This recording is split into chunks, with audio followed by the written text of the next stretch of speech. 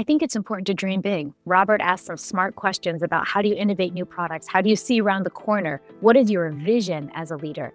Nobody's telling you what the vision is anymore. It is your job to spearhead what the future looks like and engage your leadership team along that process. So how do you do that? That sounds easy. I think we each have to have a North Star. Today, it's very important to lead a purposeful business. But how can we lead a purposeful business if we aren't clear on what our own purpose is? That's why I wrote the book, The Spare Room, and defining your social legacy, I think, is a key part of that. Legacy is how you leave things better than you found them, and social defines the space in which you want to have that impact. A lot of my social legacy has been home in the spare room where we cared for kids. Equally, my social legacy is at work. When I look back at my career and the key jobs I've had, I remember the business results more, I remember the people. And if you're a first-time CEO, think about the impact you want to have on people. People will follow you if you are a leader. A leader is not a leader if no one's following. A leader needs to earn followership. And you do that by leading with purpose, leading with authenticity. And then the last piece is helping other people identify the same in themselves. If they start feeling like, God, I'm living for more than just a business or more than a KPI, I'm coming into my true potential. I'm learning skills and capabilities I didn't even know I had. Then those are the people who will stay with you for the ride. And that is what creates a successful CEO. Hey everyone, and welcome to another episode of the CEO Podcast. I'm your host, Mario, together with my co-host and partner, Robert Hargrove, from Masterful Coaching, where we talk with today's CEOs about problems, issues, and everything that CEOs are facing in 2025. Today's guest, Emily Chang, CEO West for VML. Emily, welcome to the show. Thank you for having me. Yeah. So when researching for this episode, I'm really fascinated. Your journey, your background, your life experience, right?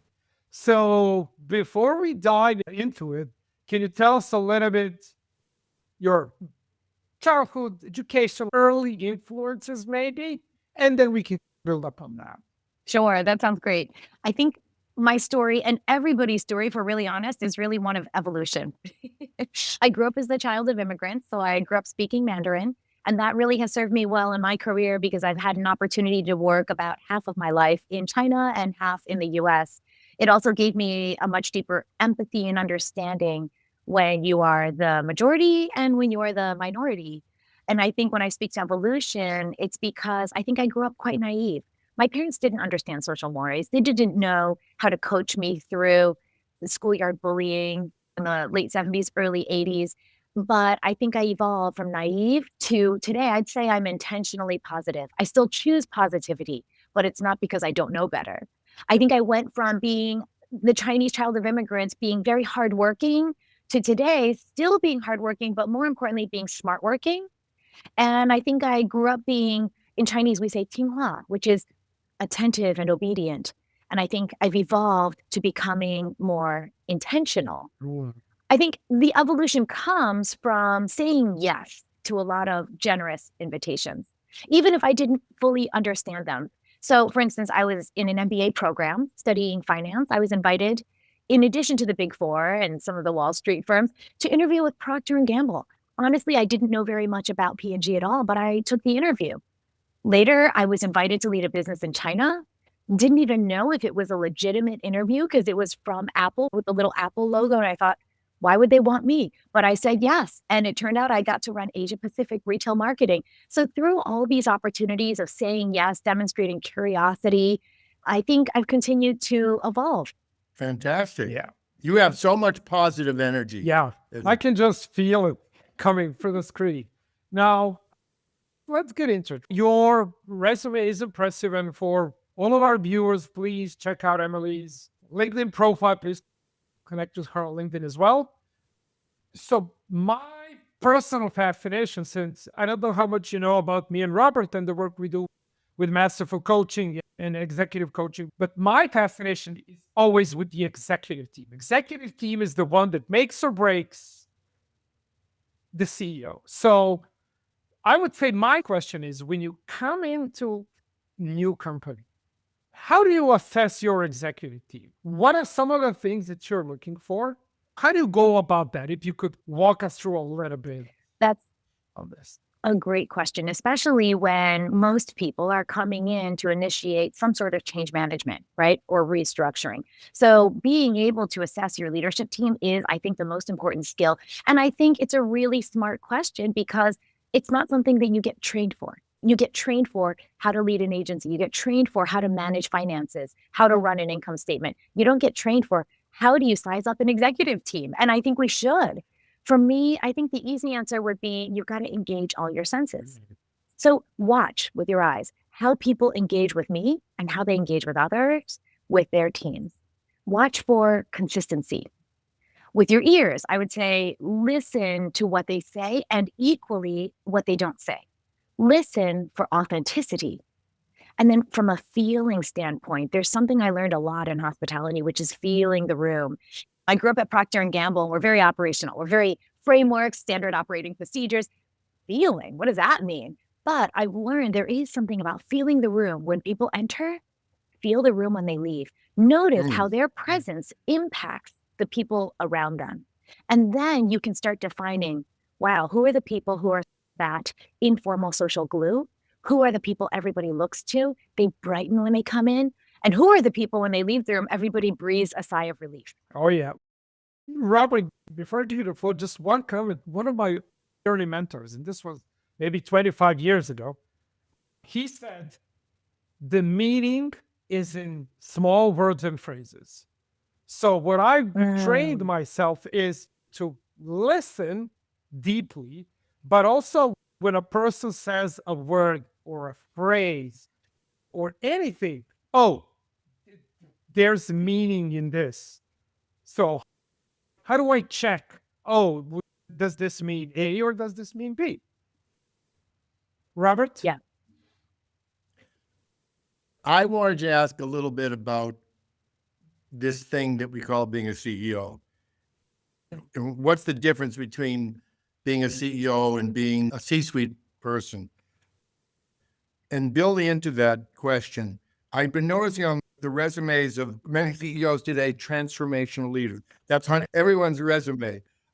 I'm not sure that most CEOs even know what transformation means, but that's another story. So what is this thing called being a CEO? How is it different than being a team leader or managing a part of the organization?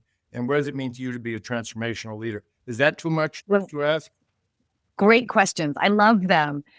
I think the difference between being a CEO and a C-suite leader, because I was a C-suite leader for quite a while, and there's a market difference. I think, again, going back to the first question as we were talking, Mario, is you don't know. Nobody trains you and says, hey, when you get to CEO, you know what? Not nobody. If you're growing within the same organization and people are grooming you to be the next CEO, perhaps you do get trained. I didn't because I joined a new company as a CEO. I think the key difference is extreme leadership and extreme ownership. You own everything. You are responsible for everyone. You find yourself dealing with situations that you never knew as a CMO. I was the chief commercial officer at IHG, the right hand in many ways of our CEO. So many things later I didn't realize he was dealing with, especially when it comes to things of government affairs, when it comes to fraud, when it comes to handling the most challenging circumstances. I think extreme ownership, it's something that this Navy SEAL author, Jocko Jocko Willink. something. I was about to ask you, did you hear Love that him. from Jocko? It was Jocko him. is I read one his of book. my favorite authors on Me too. leadership, especially if you love that one. What I would encourage you to read is The Dichotomy of Leadership. Oh, I don't know that one. I'm going to make a note. Excellent one where he takes one concept, like, let's say, just for sake of example, honesty, and he says, here's how to make honesty really good, but here's how to make it really bad. So he takes one concept and just shows the two sides of it. That's why it's called the dichotomy of leadership. I love Jocko. Interesting. Yeah. And when I read that, I realized that really is a differentiating factor. As a CEO, everything is your responsibility. Every single person is somebody you need to be caring for. I remember when I was the CEO of McCann World Group, so we had an integrated P&L across multiple agencies. And we're in downtown Shanghai, so we were in this high rise, and you would ride the elevator and you can see on people's badges where they work. And I found, even though I was the new CEO, I was introducing people to each other who had never met. So, in fact, one day in the elevator, I said to so and so, "You're the managing director of Kraft. Do you know that this person is an up and coming young leader at MRM, a social digital agency?" And the MRM young lady said, "What's Kraft?" Didn't even know we had this production studio upstairs.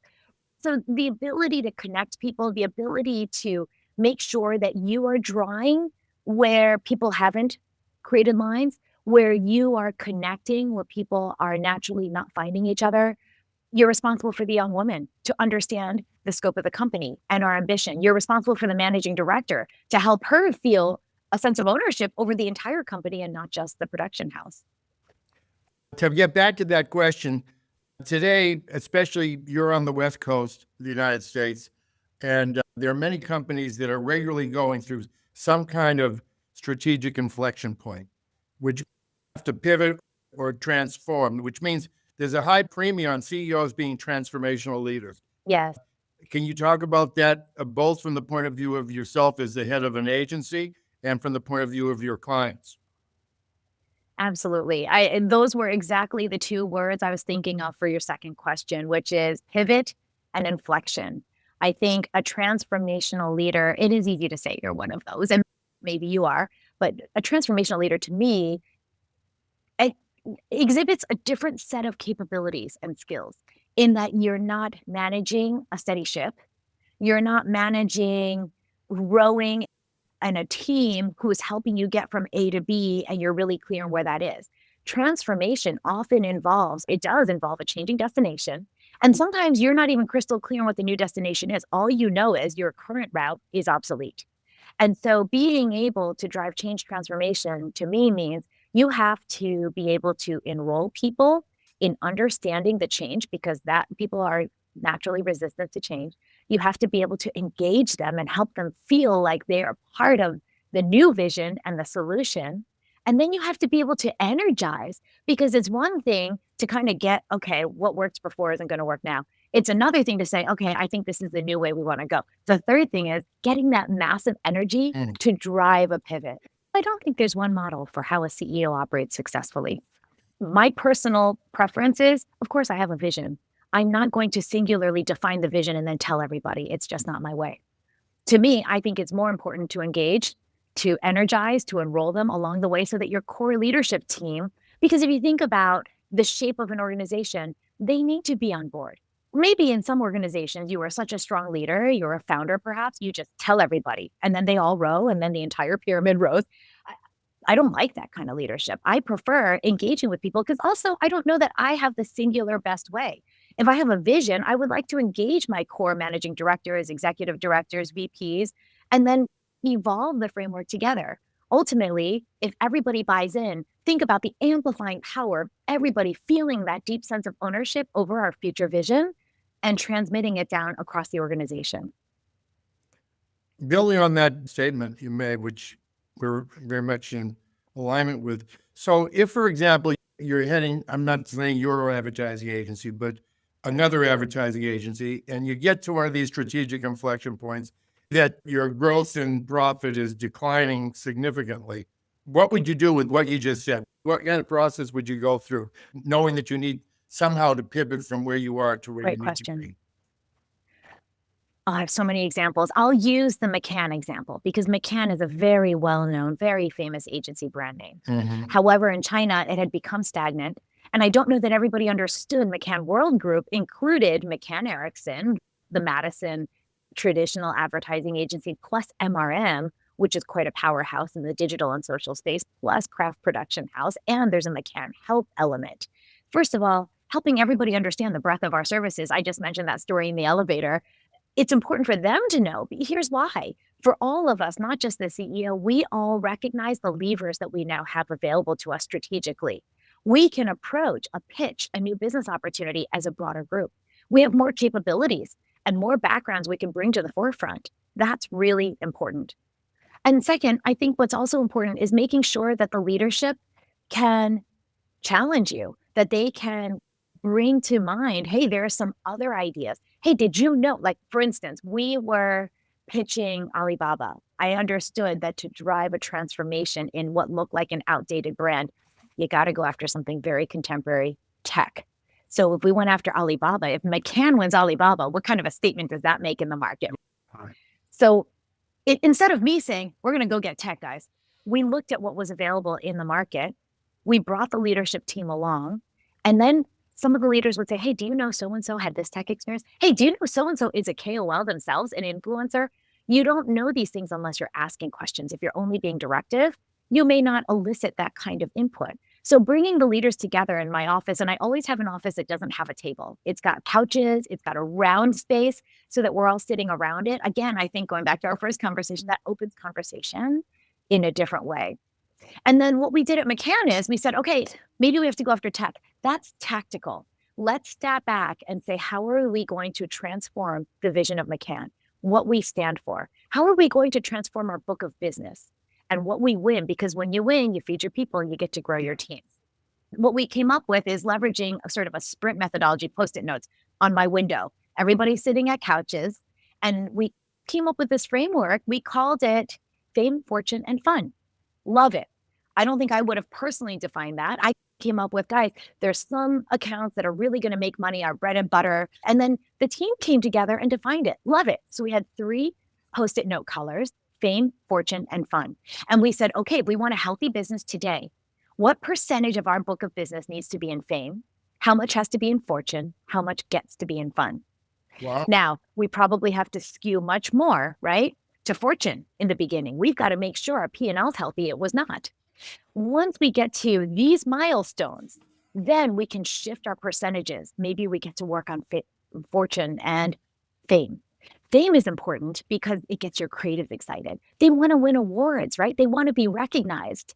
And then when you've got fortune steady, you've got your P&L in a solid place, you've got fame, you're starting to get recognized for creative excellence.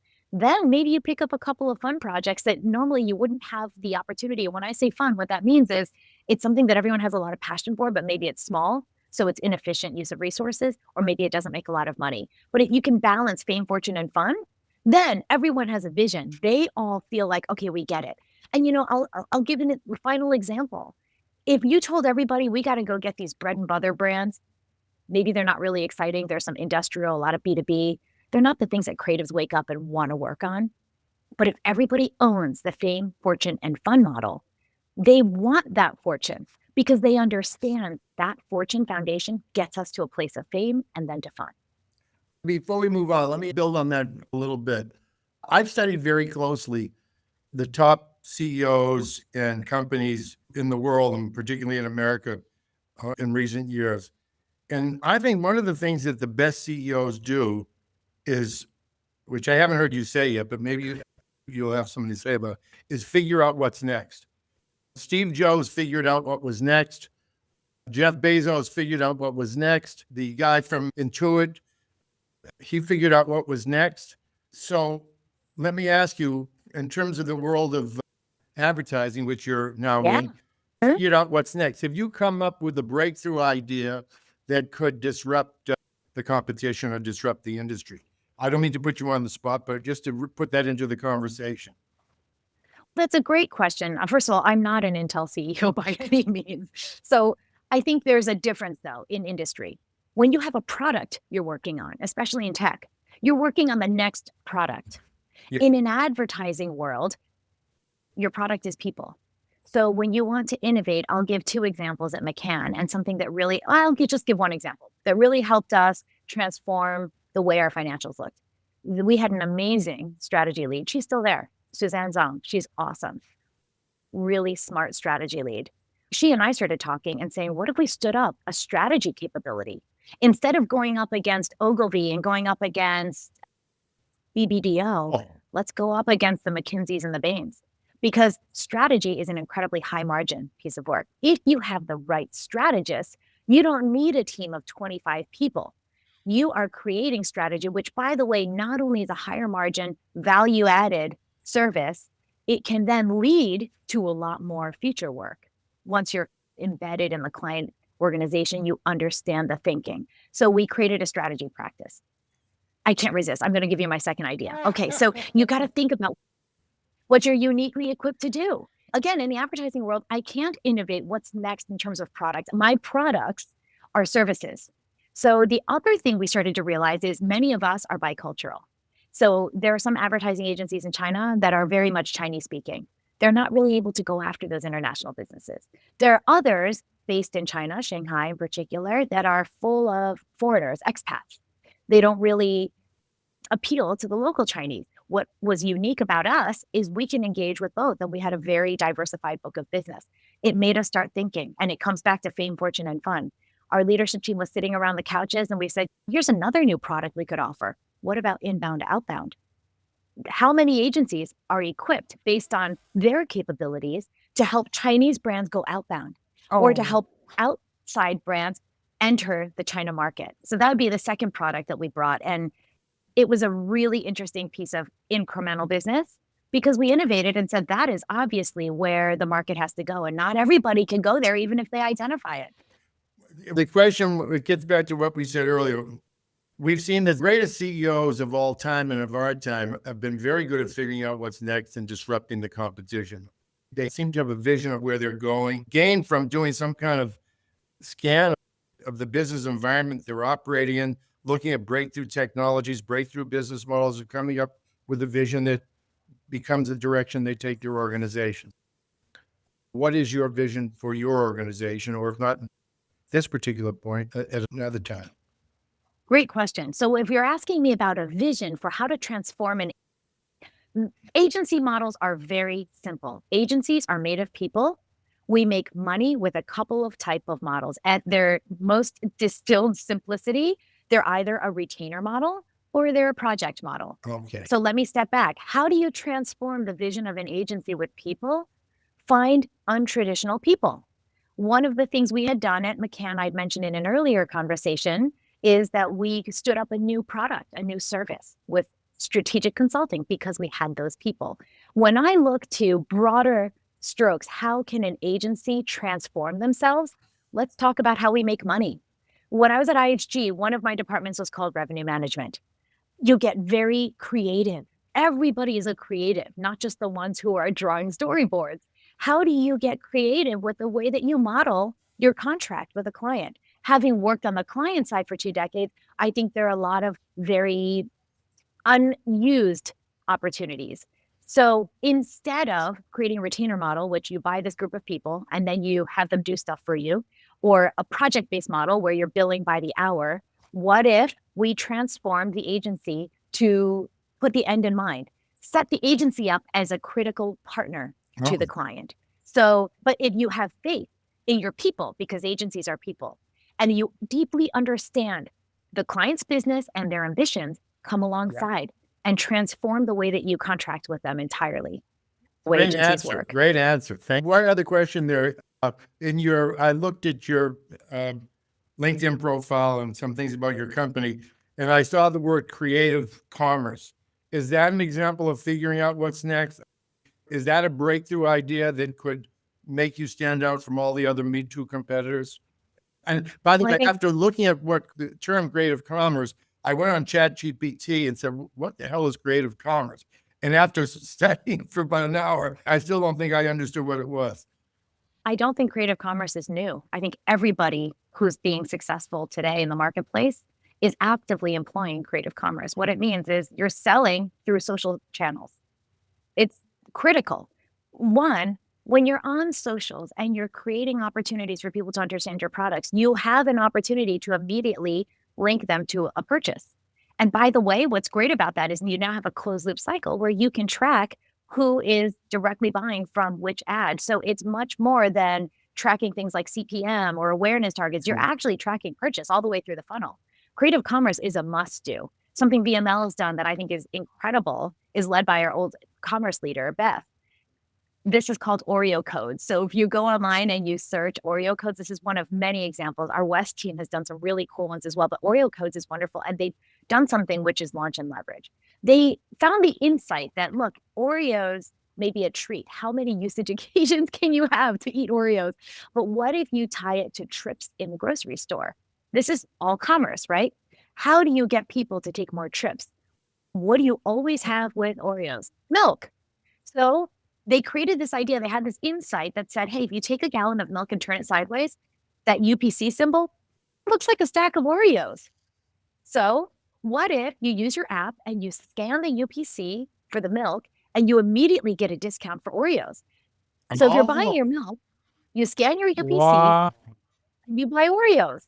You should see the results. They are outrageously successful. And then they started to use the same idea. They started to see Oreos everywhere. Instead of buying a massively expensive sports partnership, the umpire's black and white striped shirt kind of looks like Oreos. So you can hack sports games and scan the umpire, immediately get a coupon, go in the store. So it's the combination of creative, because these ideas are what transform the business, and commerce. It's fundamental to how you're actually leveraging creative to directly sell products. I guess creative commerce is distinct from institutional advertising, where you're just promoting your 100%. Yeah.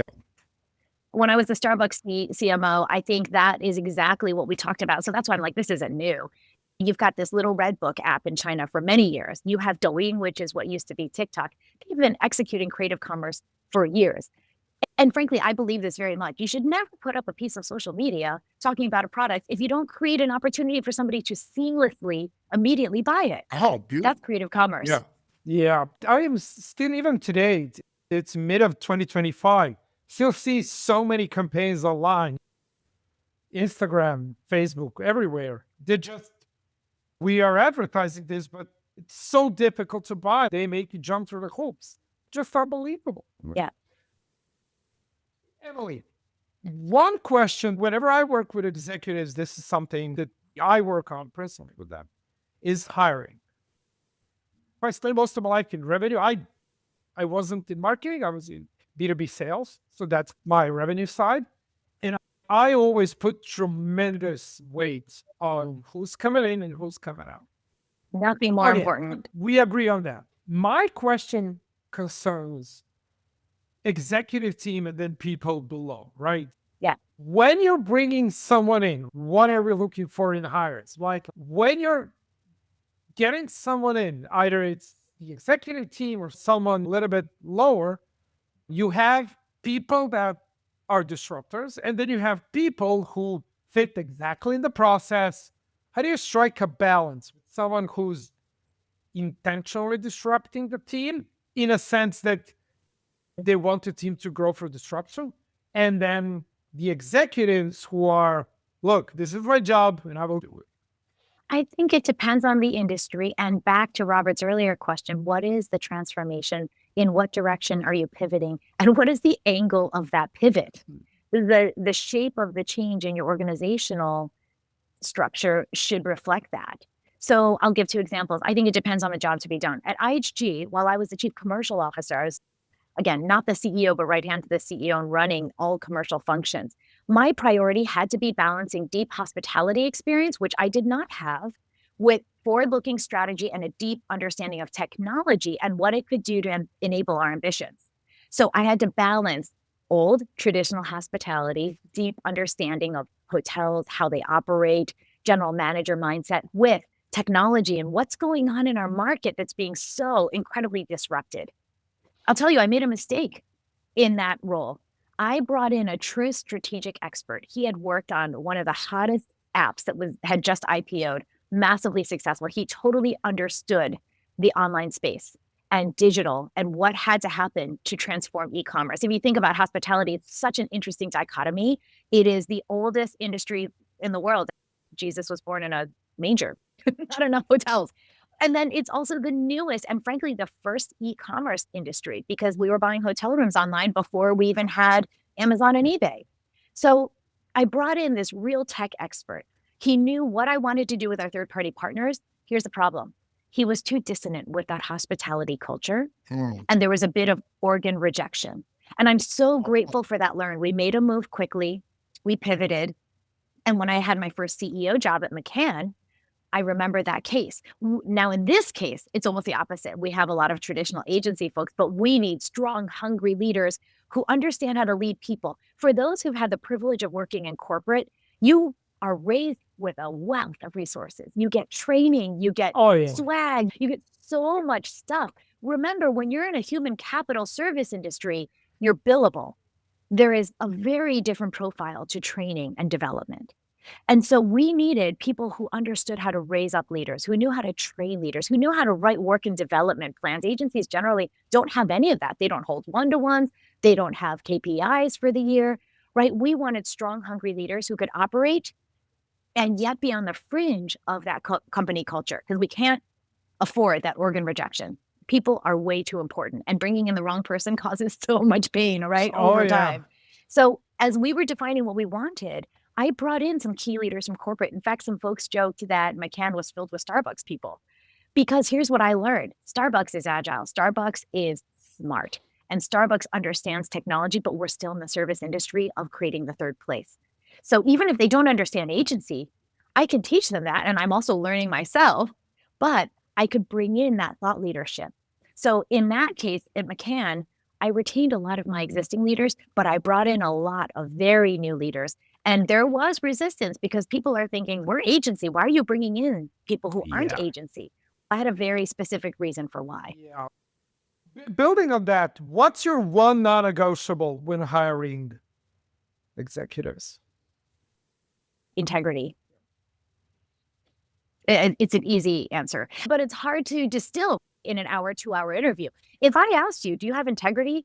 What fool would say, no, I don't? Of course, you can't ask the question. So the key to your question, I think, Mario, is not that it's integrity, but it's how do you elicit a sense of their integrity. How do you check? Right. I love the word elicit. How do you elicit whether or not their levels of integrity? That's a great word to use for that. Yeah. How do you do it? Yeah. I'm very intentional.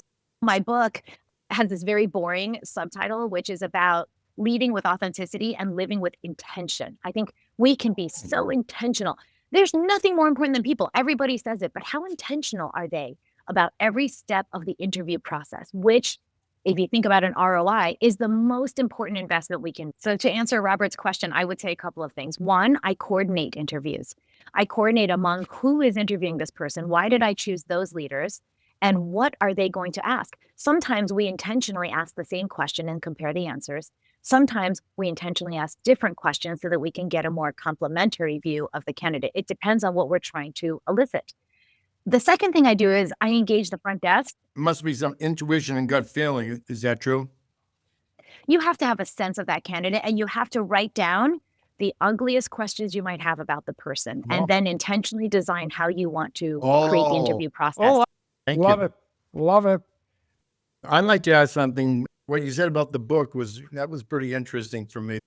This may seem like somewhat of an off-the-wall question, but when I started my business masterful coaching, I could never have afforded to go to an advertising agency to have them put together an advertising campaign. I couldn't even afford to put an ad in Boston Magazine or the Boston Globe. It was way beyond me. Even a classified ad was something. And I could see the great work that advertising agencies were doing. I'm a student of advertising, actually. I've worked with a number of agencies. But now I see that there's something like 1 billion people putting ads on Facebook and Twitter, and free advertising is available to 1 billion people every day, and they're actually taking advantage of that opportunity. There are people who have become experts on virality and standing out in the crowded marketplace. But advertising agencies don't seem to go there. The question is, advertising agencies focus on big corporations for the most part. You see the Super Bowl ad. The average person can't afford to work with an advertising agency as we know them today. And yet, there's something like 1 billion Facebook ads that go up in the course of the year from ordinary people like you and I. The question is, do you think advertising agencies like yours could help create a whole new population of consumers, not big companies, but small to medium-sized enterprises or even individuals? I think agencies are a lot more agile than folks might think. There are a couple of Super Bowl ads, but a lot of the work that we do are for small, medium business. Half of my business in the West is B2B. Yeah. And we work with everybody from a small Seattle Storm that has a very small budget, but we can do really cool things and tell amazing stories about outstanding female basketball players, to we create all of the social work for Google Pixel. So there's a massive range. I think it goes back to that first model that we talked about at McCann, fame, fortune, and fun. When you see a little brand that, I'll tell you, one of the fun brands we picked up is Dymatize. I love it. I am an older woman. I need more protein, and I've been doing a lot more bodybuilding. And so I've been taking Dymatize whey protein powder. I found out that one of my agencies, Swift, which is a social agency in Portland, was pitching this business, and we won it. I'm super excited about that. You get to do social media for a brand like Dymatize. So I think actually, maybe I'm not speaking for all the big agencies because I can't, but for my business, if you have enough foundation of fortune and you're building your fame, then absolutely we should be building the fund. There are quite a few small businesses. We sign a lot of NDAs, so I can't talk too specifically, but we're very happy to help them because we believe in their mission. There are pro bono pieces of work that we do. I think one thing that the East did is stand up to Jewish hate with a blue square. That is for FCAS. I thought that was an outstanding piece of creative. And it's not a traditional Super Bowl ad. I think more and more we need to be creative about what are we doing. In fact, I don't personally even love, if I really want to go there, Robert, I don't love the phrase marketing or even advertising. I think today it is all about human engagement. Why not customer engagement? Customers imply that they're already buying your thing. Human engagement is going back to what you asked about social commerce. It's about how do you engage somebody and then how do you bring them in and create a frictionless environment where they can immediately try what it is that you're talking about. That means, though, you need to reach them at the right time, through the right channels, with the most relevant messaging.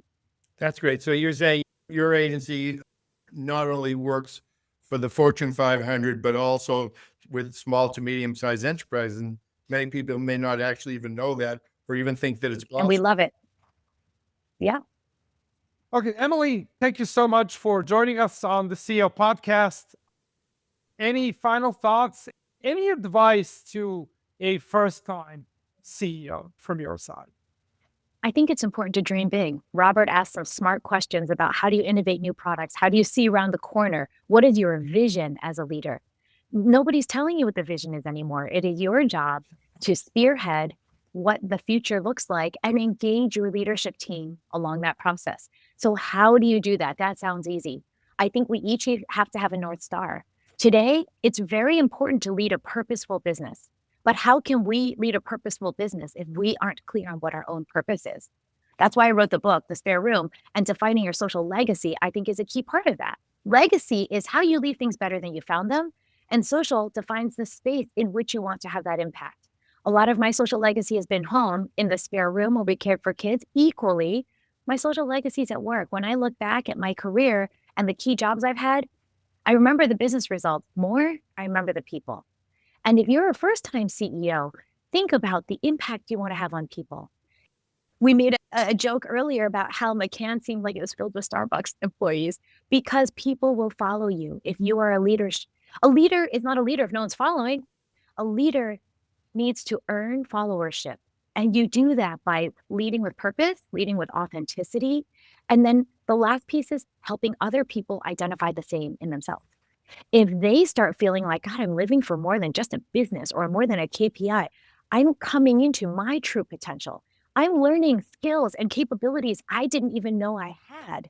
Then those are the people who will stay with you for the ride. And that is what creates a successful CEO. Love it. Love it. Everyone, thank you so much for watching another episode of the CEO podcast. Emily, thank you so much for being a guest. Insightful conversation. I love it. And for everyone else, thank you for watching, and up until next time, goodbye.